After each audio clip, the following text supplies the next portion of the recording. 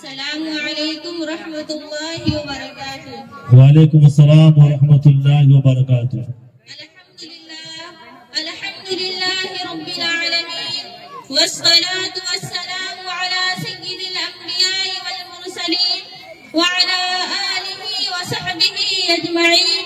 اما بعد فقد قال اللہ تبارک وتعالی فی القرآن المجید والفرقان الحمید. فأعوذ بالله من الشيطان الرجيم. بسم الله الرحمن الرحيم. قل هل يستوي الذين يعلمون والذين لا يعلمون إنما يتذكر معزز سامعین و سامعات، اسٹیج پر بیٹھے رونق افروز علماء کرام و مہمانان عظام، آج کی اس پرانق بحث میں تعلیم نسواں کی عنوان پر آپ لوگوں کی خدمت میں چند باتیں عرض کرنا چاہتی ہوں. امید ہے کہ آپ لوگ بغور سماعت فرمائیں گے. تعلیم نسواں سے مراد عورتوں کی تعلیم ہے. دراصل یہ لفظ دو الفاظ کا مرکب ہے، تعلیم اور نسواں. تعلیم کے معنی ہے علم حاصل کرنا، جبکہ نسواں عربی زبان کے لفظ نساء سے ماخوذ ہے جس کے معنی عورت کے ہیں. گویا کہ تعلیم نسواں سے مراد عورتوں کی تعلیم ہے. اب اگر مذہب اسلام کا مطالعہ کیا جائے تو پتہ چلتا ہے کہ اسلام نے تعلیم کو فرض قرار دیا ہے. جس طرح ہر مرد پر تعلیم حاصل کرنا فرض کیا ہے، اسی طرح ہر عورت پر بھی تعلیم حاصل کرنا فرض کیا ہے. اسلام نے مرد و عورت دونوں کے لیے تعلیم کے دروازے کھولے اور جو رکاوٹیں اور بندشیں تھیں سب کو ختم کر دیا. دینی احکام کے خطاب میں مرد و عورت برابر ہے. اسلام نے عورتوں کو وہ مقام حاصل ہے جس کی نظیر دوسری مذہب میں نہیں. اسلام سے پہلے کسی اور مذہب نے عورتوں کو ایسا مقام دیا ہی نہیں. اسلام کے ظہور میں آنے کے بعد عورت کو اس کا اصل مقام کیا گیا. جیسا کہ نبی صلی اللہ علیہ وسلم کا فرمان ہے، بلا شبہ عورتیں عمومی احکام میں مردوں کے مانند ہے.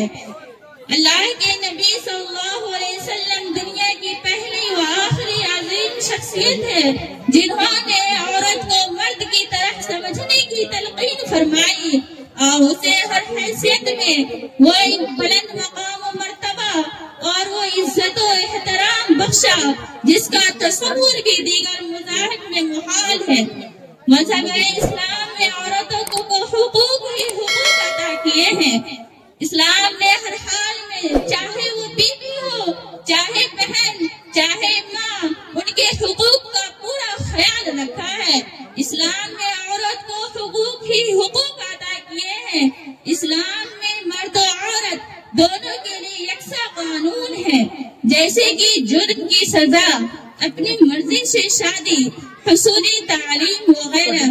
ارشاد نبوی صلی اللہ علیہ وسلم ہے، طلب العلم فریضۃ علی کل مسلم. علم دین کا حاصل کرنا ہر مسلمان پر فرض ہے.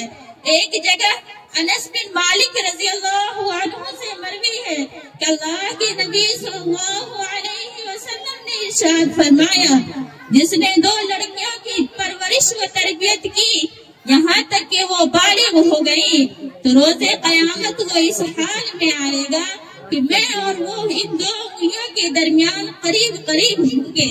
یہ کہہ کر آپ صلی اللہ علیہ وسلم نے اپنی انگلیوں کو ملا لیا. ان تمام حدیثوں سے ثابت ہوتا ہے کہ اسلام نے عورتوں کو تعلیم حاصل کرنے کا صرف حق نہ دیا بلکہ اس پہ فرض بھی کیا ہے. حضرات، اسلام میں تعلیم حاصل کرنے کی کتنی اہمیت ہے اس کا اندازہ اس بات سے لگایا جا سکتا ہے کہ اللہ تبارک و تعالی نے حضور صلی اللہ علیہ وسلم کے قلب مبارک پر غار حرا میں جو لفظ نازل فرمایا وہ اقرا ہے، یعنی پڑھو. قرآن و سنت میں اتنی تاکید تاکید کے باوجود بھی عورتوں کو تعلیم سے محروم رکھا جاتا ہے، یہ جانتے ہوئے بھی کہ تعلیم حاصل کرنا عورتوں پر بھی فرض ہے۔ عورتوں کو کم پڑھانا لکھانا یہ صحیح سمجھتے ہیں، یہی وجہ ہے کہ عورتیں صرف نام پڑھنا اور لکھنا جانتی ہیں۔ آج بھی معاشرے میں کچھ لوگ ایسے موجود ہیں جو عورتوں کی تعلیم کے خلاف غلط فہمی رکھتے ہیں۔ تعلیمی نسبت کے مخالفوں کو سمجھنا ہوگا کہ اللہ تعالیٰ کے یہاں ایمان و عمل کے مطابق اجر و ثواب اور فضیلت میں عورت مرد کی طرح ہے، اور دونوں عبادت اخلاق و شریعت کے پابند ہے، جو تعلیم کے بغیر ممکن نہیں۔ دینی احکام کے خطاب دونوں پر واجب ہے، جیسا کہ اللہ کے نبی صلی اللہ علیہ وسلم نے ارشاد فرمایا کہ جس شخص کے پاس 3 بیٹی یا بہنیں ہو یا 2 بیٹی یا بہنیں ہو، دونوں کی اچھی تربیت و پرورش کرے اور اس کی شادی کرا دے تو وہ جنت میں داخل ہوگا۔ کیا یہ ہمارے لیے لمحہ فکریہ نہیں ہے کہ عورت بھی انسان ہے، وہ بھی تعلیم کی محتاج ہے؟ تعلیم کے بغیر نہ تو وہ اپنے حقوق کی حفاظت کر سکتی ہے اور نہ ہی اپنی ذمہ داریوں کو ادا کر سکتی ہے جو اسلام نے ان پر عائد کی ہے۔ صحیح طریقے سے قرآن سمجھنے کے لیے بھی عورت کو تعلیم کی ضرورت ہے، صحیح طریقے سے عبادت حاصل کرنے کے لیے بھی عورت کو تعلیم کی ضرورت ہے، قرآن و سنت سے نصیحت حاصل کرنے کے لیے بھی عورت کو تعلیم کی ضرورت ہے، حقوق اللہ اور حقوق الوالدین کو جاننے کے لیے بھی عورت کو تعلیم کی ضرورت ہے، پڑوسیوں کے حقوق جاننے کے لیے بھی عورت کو تعلیم کی ضرورت ہے، معاشرے کی ترقی کے لیے بھی عورت کو تعلیم کی ضرورت ہے۔